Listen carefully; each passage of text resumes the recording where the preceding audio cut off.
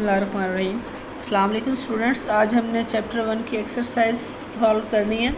Question number 1.1 in circle the correct answer from the given choices. तो सबसे पहले multiple choice question है। Question number 1 जो है, the number of base units in system international are, कितने base units होते हैं स्टूडेंट्स? 7 बेस यूनिट्स होते हैं, तो ऑप्शन सी होगा। Question number 2, which one of the following unit is not a derived unit? इनमें से फॉलोइंग में से कौन सा ड्राइव्ड यूनिट नहीं है? पास्कल, न्यूटन, वाट और किलोग्राम। जो किलोग्राम जो है वो मैस का यूनिट होता है। मैस एक बेस क्वांटिटी है, तो किलोग्राम बेस यूनिट होगा। तो किलोग्राम जो है वो एक बेस यूनिट है और ड्राइव्ड यूनिट नहीं है, तो 2 का आंसर होगा बी। नेक्स्ट है, amount of substance in term of number is measured in mole. ये याद रखिएगा आप, ठीक है। एक जो 7 बेस यूनिट हैं उनमें से एक यूनिट ये भी है कि अमाउंट ऑफ सब्सटेंस का यूनिट होता है mole. Question number 4, an interval of 200 microsecond is equivalent to 0। अब ऑप्शन है 0.2 सेकेंड, 0.02 सेकेंड, 2 × 10⁻⁴ और 2 × 10⁻⁶। 200 माइक्रो सेकेंड है। माइक्रो इक्वल होता है 10⁻⁻⁶ के। लेकिन अब ये जो हैं 2 ज़ीरोज़ इसके साथ भी आ रहे हैं, तो -6 जो है और ये 2 ज़ीरो है, तो पावर बचेगी -4। तो ऑप्शन सी होगा इसका आंसर, 2 × 10⁻⁴ के 200 माइक्रो सेकेंड जो है वो 2 × 10⁻⁴ सेकेंड के इक्वल होता है। Which one of the following is smallest quantity? Smallest quantity 3 में से कौन सी होगी? अब इसमें से देखें, अगर हम ऑप्शन डी की बात करें, 5000 नैनोग्राम। अब नैनो जो है 10⁻⁹ के इक्वल होता है, और माइनस में पावर जितनी ज़्यादा बड़ी होगी हम उतनी उसे स्मॉल कंसिडर करते हैं, तो 5 का आंसर होगा D option. 6, which instrument is most suitable to measure the internal diameter? जब इंटरनल डायमीटर हमने मेजर करना होता है तो उसके लिए हम वर्नियर कैलिपर्स यूज़ करते हैं, क्योंकि हम स्क्रू गेज या मीटर रूल से इंटरनल डायमीटर मेजर नहीं कर सकते, तो सिर्फ वर्नियर कैलिपर से हम यूज़ करते हैं। A student claimed diameter of wire 1.032 centimeter using vernier caliper. Up to what extent you do agree with him? 1.032 centimetre एक बच्चे ने, एक स्टूडेंट ने उसका डायमीटर मेजर किया है, तो कहाँ तक आप इससे एग्रीमेंट हैं? तो किसी भी इंस्ट्रूमेंट से वैल्यूज़ जो हैं वो एक्यूरेट होती हैं उसके लीस्ट काउंट के इक्वल। अब देखें, अगर हम मीटर रूल की बात करें तो पॉइंट के बाद 1 डिजिट तक हमें सही वैल्यू मिलेगी। अगर वर्नियर कैलिपर की बात करेंगे तो पॉइंट के बाद 2 डिजिट तक हमें एग्जैक्ट उसका सही आंसर मिलेगा वर्नियर कैलिपर को यूज़ करते हुए। तो आंसर इसका क्या होगा? 1.03 सेंटीमीटर। 2 हम इसमें कंसिडर नहीं करेंगे, क्योंकि हमें 3 डिजिट्स तक, पॉइंट के बाद 3 डिजिट्स तक वर्नियर कैलिपर रीडिंग नहीं देता। तो वर्नियर कैलिपर्स के लिए आंसर होगा 1.03, option C.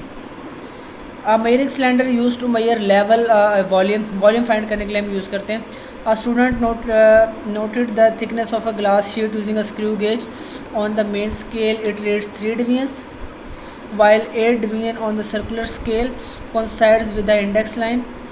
Its thickness is। जी, अब जो थिकनेस है वो कितनी होगी उसकी, एक स्क्रू गेज हम यूज़ कर रहे हैं। तो सबसे पहले तो देखें, जो मेन स्केल रीडिंग है हम वो लिखते हैं, जो कि हमारे पास होगी 3। अब हमने क्या करना है, अब चूँकि 8 डिवीजन जो है वो कोइंसाइड कर रही है, तो क्या करेंगे, 8 को मल्टीप्लाई करेंगे वर्नियर स्क्रू गेज के लीस्ट काउंट के साथ। लीस्ट काउंट के साथ मल्टीप्लाई करेंगे तो जो आंसर फिर आएगा, आंसर को हमने ऐड कर देना है मेन स्केल रीडिंग में, ठीक है। जब 8 को हमने लिस्ट काउंट से मल्टीप्लाई किया तो ये मतलब सर्कुलर स्केल की रीडिंग आ जाएगी, और ये मेन स्केल की रीडिंग, दोनों को फिर हमने ऐड कर देना है।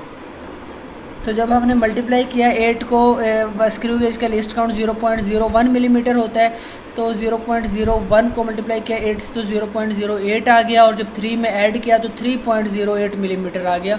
ऑप्शन डी, 9 का ऑप्शन डी होगा। Significant figures in an expression are, इसकी डेफिनेशन है all accurately known digit and first doubtful digit. Option C इसका होगा। What is difference between base quantities and derived quantities? Give 3 examples in each case. क्या difference होता है base quantities में और derived quantities में, उनके एग्जांपल्स। अब ये शॉर्ट क्वेश्चंस जो हैं इसके शॉर्ट आंसर्स आपने लिखने हैं, इससे नेक्स्ट जो क्वेश्चंस हैं इनके। अब ये इसमें शॉर्ट कुछ क्वेश्चन हैं जिनके शॉर्ट आंसर हमने लिखने हैं। Identify the base quantity in the following. Base quantity जो है वो डिस्टेंस है, ठीक है, क्वेश्चन नंबर 9 में। नेक्स्ट है what is difference between base quantities and derived quantities. तो क्या डिफरेंस क्या होता है। बेस क्वांटिटीज़ क्या हैं, the physical quantities which form the foundation for other physical quantities are called base quantities. Length, time, mass इसके example हैं। और ड्राइव्ड क्वांटिटीज़ क्या हैं, ऐसी क्वांटिटीज़ जो बेस क्वांटिटीज़ से ड्राइव्ड की जाती हैं उनको हम ड्राइव्ड क्वांटिटीज़ कहते हैं, और इनकी एग्जांपल फोर्स, एरिया और वॉल्यूम होंगी। 1.3 क्वेश्चन देखें, pick out the base units in following. अब ये फॉलोइंग कुछ हमें यूनिट्स गिवन है, इनमें से बेस यूनिट्स को सेपरेट आउट करना है। तो फर्स्ट यूनिट जो है, बेस यूनिट जो है वो क्या होगा, किलोग्राम होगा। फिर मोल बेस यूनिट है, एम्पेयर बेस यूनिट है, मीटर बेस यूनिट है और केल्विन बेस यूनिट। इसके अलावा जितने भी यूनिट्स हैं वो ड्राइव्ड यूनिट हैं, ड्राइव्ड यूनिट है। अब 1.4 क्या है, find the base quantities involve in each of following derived quantities. अब ये जो कुछ हमें ड्राइव्ड क्वांटिटीज़ गिवन हैं, स्पीड, वॉल्यूम, फोर्स, वर्क, इनमें बेस क्वांटिटीज़ जो इन्वॉल्व हैं उनको हमने बताना है कि कितनी बेस क्वांटिटीज़ जो हैं वो इन्वॉल्व हैं, क्योंकि हमें पता है कि जो ड्राइव्ड क्वांटिटीज़ हैं वो बेस क्वांटिटी से ही मिलकर बनती है। तो वॉल्यूम में क्या होती है, लेंथ, ब्रेड्थ, हाइट, तीन हमारे पास होती हैं, ठीक है। तो ये आपके पास वॉल्यूम में है। स्पीड में डिस्टेंस ओवर टाइम होता है स्पीड, तो मीटर पर सेकंड इसका यूनिट होगा। फोर्स में हमारे पास F is equal to ma होता है, तो फोर्स में हमारे पास unit of mass multiply by unit of acceleration, तो उसका जो यूनिट होगा फोर्स का kilogram metre per second square. इस तरह वर्क में work is equal to Fs होता है, unit of force multiply by unit of distance, तो इसमें क्या होगा, यूनिट ऑफ वर्क हमारे पास kilogram metre square per second square. 1.5 question, estimate your age in seconds. ये बड़ा इंपॉर्टेंट क्वेश्चन है, बोर्ड के व्यू से अपनी एज को अपने सेकंड्स में बताना है। सपोज हमने कर लिया कि एज जो है वो 15 ईयर्स है, तो 15 को पहले मल्टीप्लाई किया डेज़ में कन्वर्ट किया, क्योंकि अब एक डे में 365 ईयर्स होते हैं, ठीक है।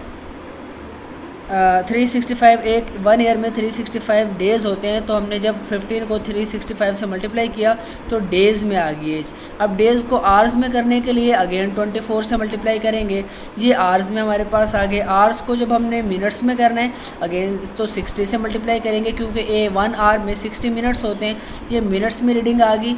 अब मिनट्स वाली रीडिंग को दोबारा 60 से मल्टीप्लाई करना है, क्योंकि 1 मिनट में 60 सेकेंड्स होते हैं, तो सेकेंड्स में कन्वर्ट करने के लिए मिनट्स में जो आंसर था उसको दोबारा 60 से हमने मल्टीप्लाई किया तो ये सेकंड्स में आ गया। और उसको हम स्टैंडर्ड फॉर्म में जब लिखा तो क्या होगा कि लास्ट पर है डिजिट, तो हम इसको एक नॉन जीरो डिजिट के बाद जब लेकर आए तो 4.73 × 8 सेकंड्स, ये हमारा आंसर होगा। 1.6 वट रोल ऐसा units have played in the development of science. क्या रोल होता है इनका, with the development in the field of science and technology the need for a commonly acceptable system of units was seriously felt all over the world, particularly to exchange scientific and technical information।